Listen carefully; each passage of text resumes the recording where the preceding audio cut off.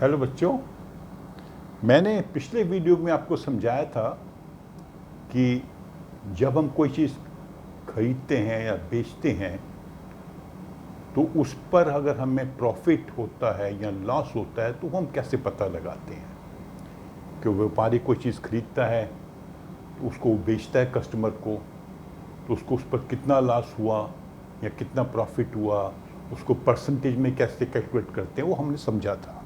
और अगर हमें प्रॉफिट बताया है, सेल्स प्राइस बताई है, तो कॉस्ट प्राइस कैसे हम ढूंढते हैं।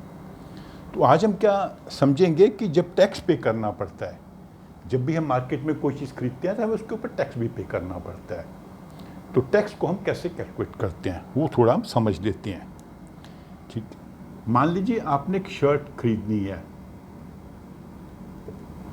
तो शॉपकीपर कहता है कि ये शर्ट की प्राइस है ₹800।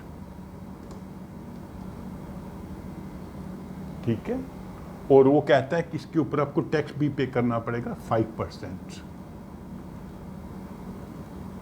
तो कितनी आपको कीमत चुकानी पड़ेगी, तो उसमें क्या है 5% जो टैक्स है उसको हमने कैलकुलेट करना है। क्या 5% का मतलब होता है 5/100। तो ये किसका 5/100 है, ये इस प्राइस का जो उसने अपने शोरूम में प्राइस टैग लगा रखा है इस चीज़ का, उस प्राइस टैग के ऊपर आपको कैलकुलेट करना पड़ेगा। तो ये हो जाएगा 40 रुपीज़। तो आपको वो शर्ट मिलेगी 800 प्लस टैक्स, ऐसे वो लिखेगा शर्ट की कॉस्ट 800, टैक्स 40, 840 आपको पे करना पड़ेगा। तो ये जो 5% होता है ये सेलिंग प्राइस पर होता है, जिस प्राइस पर वो उस चीज़ को बेच रहा है। ठीक है, अगर मान लीजिए वो कहता है जी मैं आपको डिस्काउंट भी दूंगा शर्ट के ऊपर, कितना डिस्काउंट दूंगा 10%। तो शर्ट की प्राइस है 800, उसने डिस्काउंट लगाया हुआ है, मान लीजिए दिवाली है या रिपब्लिक डे, लोग शॉप्स में डिस्काउंट लगाते हैं, तो कितना डिस्काउंट दे रहा है आपको 10%, और कहेगा इसके ऊपर टैक्स भी लगेगा आपको 5%। तो पहले हम क्या करेंगे, इसकी प्राइस कैलकुलेट करेंगे। डिस्काउंट कितना अमाउंट बनेगा 10%। 10% का मतलब होता है 10/100। इसका 10/100 800 का, इसके ऊपर हमको डिस्काउंट दे रहा है, तो ये हो जाएगा 80 रुपीज़।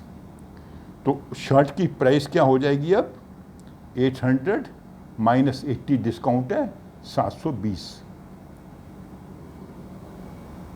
और 720 के ऊपर आपको टैक्स भी पे करना है। अब वो टैक्स पे करना है 5/100, क्योंकि 5% है। इसके ऊपर जो डिस्काउंटेड प्राइस है इसके ऊपर नहीं, क्योंकि आप उसको पे कर रहे हो 720 करेंगे हम, तो ये हो जाएगा 0.210 1 5 7 1 35 36 रुपये, ये हो जाएगा 36 रुपीज़। तो इसकी कीमत कितनी बढ़ेगी। अब इसका बिल कैसे बनाएगा, इसको यहाँ से हटा देते हैं। इसका बिल कैसे बनाएगा वो, इसका करेगा शर्ट की कॉस्ट है 800, डिस्काउंट आपको दिया उसने 10% पे 80 रुपीज़, तो डिस्काउंटेड प्राइस हो गई 720, उसके ऊपर टैक्स लगा 5% 36 रुपीज़। 36 रुपीज़ इस पे लगाया डिस्काउंटेड प्राइस के ऊपर, तो 756 इसकी प्राइस आपको पे करनी पड़ेगी। तो जो भी हम टैक्स पे करते हैं हम उस प्राइस पर पे करते हैं जिस प्राइस पर हम वो आइटम खरीदते हैं। अगर डिस्काउंटेड प्राइस पर खरीद रहे हैं तो डिस्काउंटेड प्राइस पर टैक्स लगेगा। ठीक है, अभी थोड़ा सा डिफरेंटली कर लेते हैं।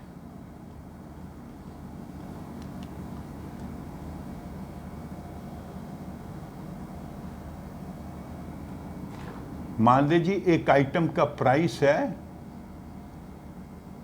5500, इसमें वो कह रहा है जी टैक्स इंक्लूडेड है,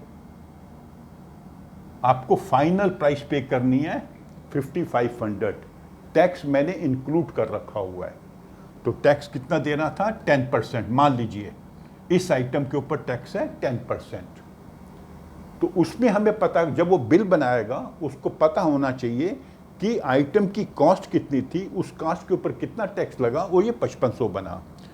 तो अभी देखिए 10% अगर टैक्स है, तो अगर कॉस्ट है उस आइटम की 100 रुपीज़, तो टैक्स कितना हुआ? 10 रुपीज़, क्योंकि 10% है। 100 के ऊपर 10, तो उसकी सेलिंग प्राइस कितनी हो गई? 110 रुपये।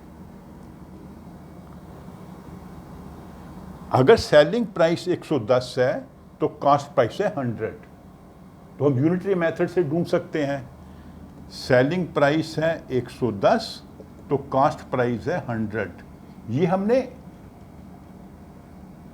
माना कि इसकी जो आइटम की जो प्राइस है वो 100 रुपीज़ है, तो 10% टैक्स होने से 110 बना। अगर सेलिंग प्राइस है 1 रुपया, यूनिटरी मेथड लगा रहे हैं, तो कॉस्ट प्राइस क्या बनेगी? 100/110। और अगर सेलिंग प्राइस है 5500, जो एक्चुअल सेलिंग प्राइस है, तो कॉस्ट प्राइस क्या होगी इसकी? 100/110 इंटू 5500। तो ये कट जाएगा 5, ठीक है। तो इसकी कीमत कितनी हो जाएगी? ये ज़ीरो कट गया ना एक, 50 100 5000। एक्चुअली इस आइटम की प्राइस है 5000। उसने क्या किया है कि 5000 में टैक्स जो है 500 रुपीज़ वो ऐड करके प्राइस शो की हुई है। तो कई बार आप शॉप पे जाते हैं तो आपको बताता है कि जो मैं प्राइस बता रहा हूँ उसमें टैक्स इंक्लूड किया हुआ है, आपको इतने ही पैसे पे करने हैं। और कई बार वो कहता है कि नहीं, टैक्स आपको अलग से देना है, तो आपको कैलकुलेट करना पड़ता है। तो इसका बिल कैसे बनाएगा वो? इसका बिल बनाएगा, इसकी सेलिंग प्राइस है 5000, टैक्स कितना है? 10%, कितना हुआ? 500। तो फाइनल सेलिंग प्राइस कितनी हो गई? 5500। ऐसे आपको बिल बना के देगा। जो उसने लेबल लगा रखा है वो 5500 का है कि आपको ये आइटम 5500 पे मिलनी है, इसमें टैक्स इंक्लूडेड है। लेकिन जब वो बिल बनाएगा तो बिल में सेलिंग प्राइस को शो करेगा 5000, उसके ऊपर टैक्स, और ये उसकी फाइनल सेलिंग प्राइस हुई जिसमें टैक्स इंक्लूडेड है। इस प्रकार जो है हम टैक्स को कैलकुलेट कर सकते हैं, ठीक है। तो ये हमारा जो टॉपिक है टैक्स का कंप्लीट हो गया। अब उसके बाद में हम आएंगे इंटरेस्ट के ऊपर, simple interest and compound interest. वो मैं जो आपको अलग वीडियो बना के समझाऊंगा।